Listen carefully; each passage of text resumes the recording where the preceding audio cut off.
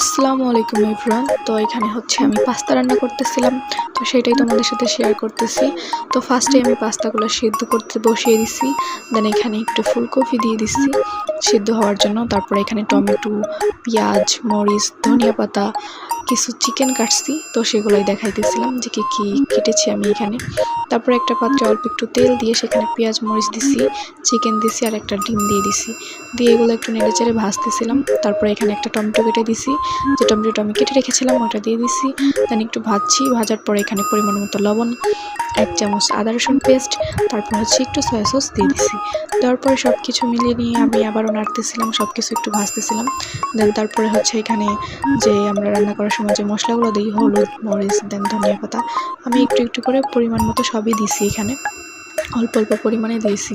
দেওয়ার পরে চিকেনগুলো সিদ্ধ হওয়ার জন্য আমি এখানে একটু পানি দিয়ে নিয়েছি, যেহেতু আমি চিকেনগুলো অনেক ছোট ছোট করে কাটছি, অল্পতেই সিদ্ধ হয়ে যাবে, খুব একটা পানি দিইনি।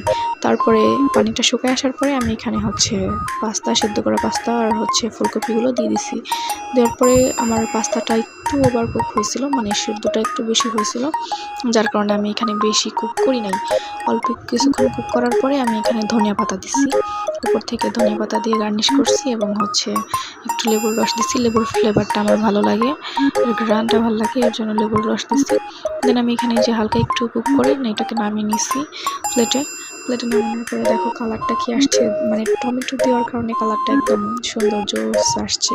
কিন্তু মানে হলুদ মরিচ বা যেসব মশলাগুলো দেওয়া হয় আমি কিন্তু ওগুলো এত দিইনি, বাট কালারটা অনেক সুন্দর আসছে টমেটো দেওয়ার কারণে। তো এখানে যে আমি খাচ্ছিলাম, তো আমার কাছে অনেস্টলি এটা ভালো লাগছে অনেক। তো তোমরা চাইলে খাইতে পারো এইভাবে রান্না করে। আমি কোনো রেসিপি শেয়ার করতেছি না, আমি যে জাস্ট যেভাবে রান্না করছি এটাই দেখাতেছি। তো আমার কাছে ভালো লাগছে, আমি কিছু খাইতেছিলাম, তো আমার রিয়াকশন দেখে বুঝতে পারতেছো যে আমার কাছে ভালো লাগছে। তো এই আল্লাহ হাফিজ, ভালো থাকো তোমরা সবাই, বাই বাই।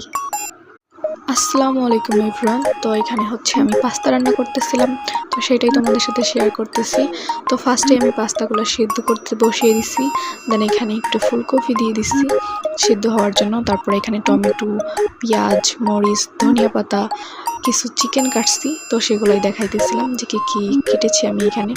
তারপরে একটা পাত্রে অল্প একটু তেল দিয়ে সেখানে পেঁয়াজ মরিচ দিছি, চিকেন দিছি আর একটা ডিম দিয়ে দিছি, দিয়ে এগুলো একটু নেড়ে চেড়ে ভাজতেছিলাম। তারপরে এখানে একটা টমেটো কেটে দিছি, যে টমেটোটা আমি কেটে রেখেছিলাম ওটা দিয়ে দিছি, দেন একটু ভাজছি। ভাজার পরে এখানে পরিমাণ মতো লবণ, 1 চামচ আদা রসুন পেস্ট, তারপর হচ্ছে একটু সয়া সস দিয়ে দিছি।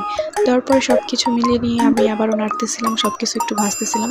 দেন তারপরে হচ্ছে এখানে যে আমরা রান্না করার সময় যে মশলাগুলো দিই, হলুদ, মরিচ, দেন ধনিয়া পাতা, আমি একটু একটু করে পরিমাণ মতো সবই দিছি এখানে, অল্প অল্প পরিমাণে দিয়েছি।